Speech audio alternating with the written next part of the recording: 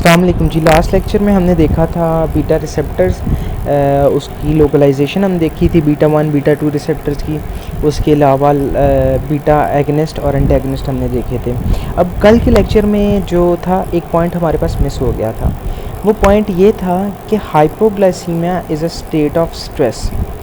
अब जब पेशेंट जो है हाइपोग्लाइसीमिक स्टेट में जाता है, डायबिटिक पेशेंट, तो उसमें क्या होता है, एपिनेफ्रीन रिलीज़ होता है, सिंपैथेटिक डिस्चार्ज बॉडी में रिलीज़ होता है। और वो एपिनेफ्रीन ने जाके बीटा रिसेप्टर्स को एक तो गोल्जी टेंडन ऑर्गन्स में जाके स्टिमुलेट कर रहा होता है, जिसकी वजह से हमें ट्रेमर्स मिलते हैं।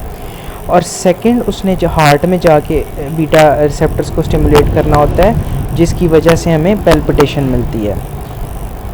अब अगर तो हम उस डायबिटिक पेशेंट को दे देंगे बीटा ब्लॉकर्स, तो इन सिम्टम्स के बाद क्या होता है कि ट्रेमर्स, पैल्पिटेशंस, हाइपोग्लाइसीमिया में जब ट्रेमर्स, पैल्पिटेशंस वगैरह ये अर्ली सिम्टम्स होते हैं। और अगर हाइपोग्लाइसीमिया मज़ीद सीवियर होता जाता है, that can lead to coma and eventually that can lead to death. तो अगर हम बीटा ब्लॉकर्स किसी डायबिटिक पेशेंट में देते हैं और वो पेशेंट जो है हाइपोग्लाइसीमिक स्टेट में जाता है, तो हाइपोग्लाइसीमिक स्टेट में जाएगा तो उसके गोल्जी टेंडन ऑर्गन्स में बीटा 2 रिसेप्टर इनहिबिट हुए होंगे, हमें ट्रेमर्स नहीं मिलेंगे। उसके हार्ट में बीटा 2 रिसेप्टर इनहिबिट हुए होंगे, तो इस वजह से हमारे पास पैल्पिटेशंस नहीं मिलेंगी। तो इस वजह से पेशेंट जब कोमा में जाएगा तब हमें पता चलेगा कि यार ये तो हाइपोग्लाइसीमिया में था पेशेंट, ठीक है। तो इस वजह से बीटा ब्लॉकर्स जो हैं वो डायबिटिक पेशेंट में कॉन्ट्राइंडिकेटेड होते हैं, ठीक है। क्यों? क्योंकि ये हाइपोग्लाइसीमिया के साइंस एंड सिम्टम्स को मास्क कर देते हैं, ठीक है जी। नेक्स्ट, आज हमारा जो लास्ट टॉपिक है ऑटोनॉमिक फार्माकोलॉजी का, उसमें है हमारे पास अल्फ़ा 2 रिसेप्टर्स, ठीक है जी। अब अल्फ़ा 2 रिसेप्टर्स की लोकलाइजेशन हम देख लेते हैं। अल्फ़ा 2 रिसेप्टर्स जो हैं वो सबसे पहले हम देखते हैं कि हमने देखा था कि प्री साइनेप्टिक मेम्ब्रेन पे प्रेजेंट होते हैं सेंट्रल नर्वस सिस्टम पे। और जब उधर प्री साइनेप्टिक मेम्ब्रेन में हम अल्फ़ा 2 रिसेप्टर्स को एक्टिवेट करते हैं तो एज अ रिज़ल्ट हमें सिम्पैथोप्लीजिया मिलता है, ठीक है जी। क्योंकि ये ऑटो इनहिबिशन का काम करते हैं, हमने देखा था सेंट्रली एक्टिंग सिम्पैथोप्लीजिक ड्रग्स में, ठीक है जी। सेकंड लोकेशन जो आ जाती है हमारे पास अल्फ़ा 2 रिसेप्टर्स की, वो है प्लेटलेट्स। अब प्लेटलेट्स में क्या काम करना होता है इन्होंने, अल्फ़ा 2 रिसेप्टर्स ने, अब जब प्लेटलेट्स में अल्फ़ा 2 रिसेप्टर्स को स्टिमुलेट करते हैं तो एज अ रिज़ल्ट हमें प्लेटलेट एक्टिवेशन मिलती है, जो कि प्लेटलेट एग्रीगेशन करवाती है। अब हमने सुना होता है कि यार बाज़ औक़ात कोई इंसान सदमा बहुत ही ज़्यादा अपने दिल पे ले जाता है, तो कोई भी सदमा उसे लगा हो तो और उसको हार्ट अटैक आ गया।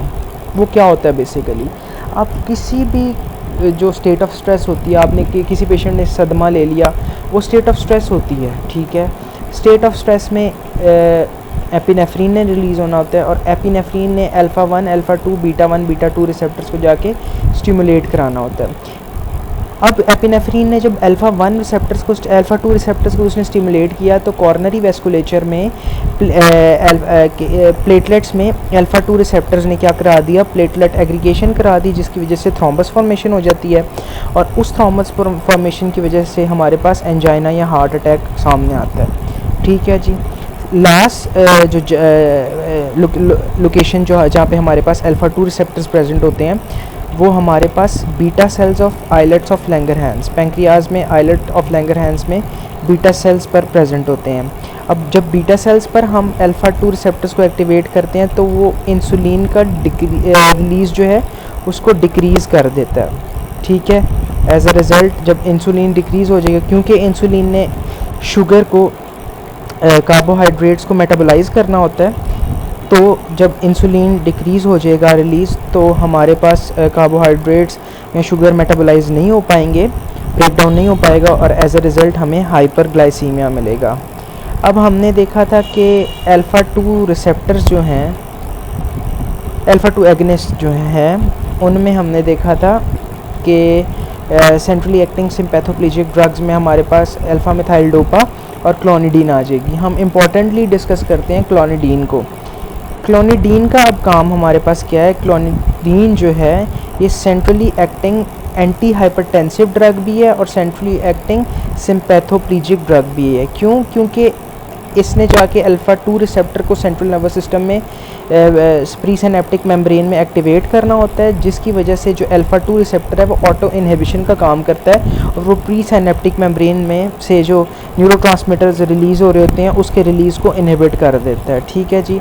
और इसका साइड इफ़ेक्ट हमारे पास एक ही है, वो है रिबाउंड हाइपरटेंशन।